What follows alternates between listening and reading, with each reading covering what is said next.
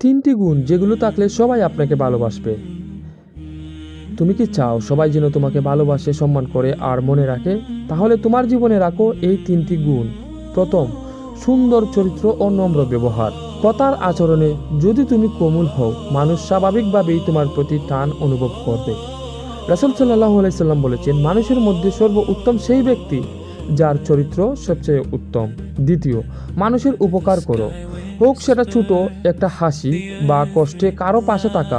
তুমি যদি নিঃস্বার্থভাবে সাহায্য করো, তোমাকে সবাই মনে রাখবে। নবীজি বলেছেন, মানুষের মধ্যে উত্তম সেই ব্যক্তি যে মানুষের জন্য উপকারী। তৃতীয়, সত্যবাদী হও, প্রতারণা করো না। সত্য বললে মানুষ তোমার উপর বিশ্বাস করবে, আর বিশ্বাস থেকেই জন্ম নেয় ভালোবাসা। মনে রেখো, সৌন্দর্য না, টাকা না, চরিত্র, উপকার আর সত্যবাদিতা, এই তিন জিনিসই মানুষকে প্রিয় বানায়।